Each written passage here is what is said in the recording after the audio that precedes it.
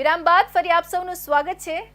સુરતના લીંબાદ વિસ્તારમાં માનવ તસ્કરીનો એક ચોંકાવનારો કિસ્સો સામે આવ્યો છે, જ્યાં એક ગરીબ શ્રમજીવી પરિવારની સગીર દીકરીને નશાકારક પદાર્થો આપીને 10 દિવસની અંદર 2 વખત વેચવામાં આવી હોવાનું અને તેના બળજબરીપૂર્વક લગ્ન કરાવવામાં આવ્યા હોવાનું સામે આવ્યું છે, તથા લગ્નની તસવીર પણ સામે આવી છે।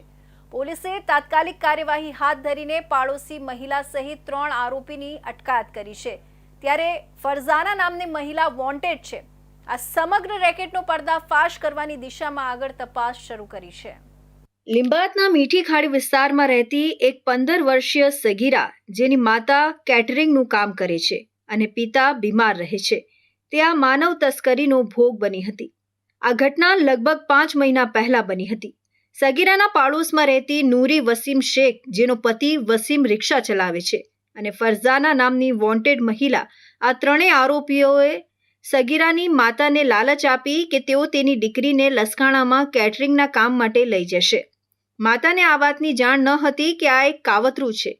આરોપીઓએ માતાને માત્ર એટલું જ કહ્યું કે તેઓ 2-3 દિવસમાં પાછા આવી જશે। આરોપ છે કે આરોપીઓ સગીરાને લસકાણા લઈ ગયા અને ત્યાં શોએબ નામના એક વ્યક્તિ સાથે રાખવામાં આવી હતી। અહીં સગીરાને સતત નશામાં રાખવામાં આવતી હતી। આ ટોળકી તેને દિવસમાં 2 થી 3 વખત કોરેક્સ સિરપ જેવી નશાકારક કપ સિરપ પીવડાવતી હતી, જેથી તે ભાનમાં રહી શકે નહીં। આ નશાની હાલતમાં જ આરોપીઓએ સગીરાના બળજબરીપૂર્વક લગ્ન કરાવ્યા હતા। પોલીસ તપાસમાં જે વિગતો સામે આવી છે તે અત્યંત ગંભીર છે। આરોપીઓએ સગીરાને 2 અલગ અલગ વ્યક્તિઓને વેચી હતી। સૌપ્રથમ તેઓએ સગીરાના નિકાહ શોએબ સાથે કરાવ્યા હતા। આ માટે તેઓએ શોએબ પાસેથી 50,000 લીધા હતા। આ લગ્ન પછી પણ સગીરાને ત્રણેય આરોપીઓ શોએબ સાથે રાખતા હતા। 10 દિવસ બાદ આરોપીઓ ફરીથી સગીરાને મહારાષ્ટ્રના સોલાપુર લઈ ગયા હતા।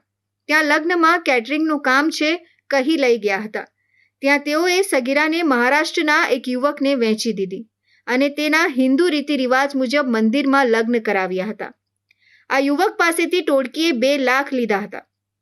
સોલાપુરમાં સગીરાને 15 દિવસ રહેવાનું કહેવામાં આવ્યું હતું। આ બંને ઘટનાઓમાં સગીરા સાથે 2 વખત દુષ્કર્મ પણ આચરવામાં આવ્યું હતું। સગીરા કોઈક રીતે નશાની પકડમાંથી બહાર નીકળી અને પોતાની માતાને ફોન કરીને મદદ માંગી હતી। તેણે ફોન પર રડીને કહ્યું कि अम्मी मुझे सोलापुर से निकालो, मुझे फरजाना ने किसी को पैसे लेकर बेच दिया है। સગીરાની માતાએ તાત્કાલિક પાડોશી નૂરી શેખનો સંપર્ક કર્યો અને પોતાની દીકરીને પાછી લાવવા વિનંતી કરી। માતાના આગ્રહને કારણે આરોપીઓ સગીરાને સોલાપુરથી પાછી સુરત લઈ આવ્યા અને તેને છોડીને ભાગી ગયા હતા।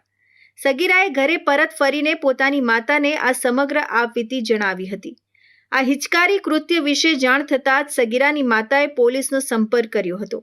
આ ઘટનાની ગંભીરતાને ધ્યાનમાં લઈને લીંબાદ પોલીસે ત્વરિત કાર્યવાહી હાથ ધરી।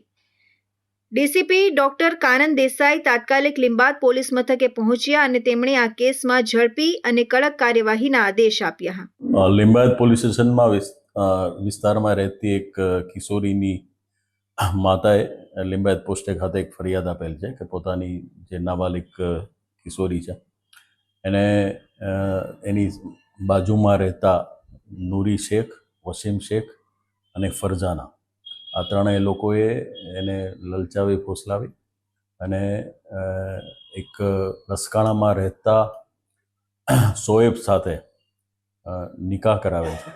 અહીં શોએબના ઘરે લસકાણા ખાતે નિકાહ કરવામાં આવેલ અને શોએબ પણ આ લોકો જાણતા હોવા છતાં કે નાબાલિગ છે, છતાં એની સાથે ત્યાં 3 દિવસ આ કિશોરીને રાખેલ છે।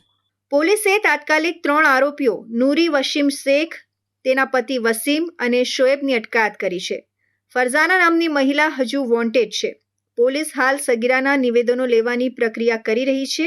પ્રાથમિક તપાસમાં પોલીસને જાણવા મળ્યું છે કે આ ટોળકી ત્રીજી વખત તેને વેચવાનો પ્લાન બનાવી રહ્યા હતા।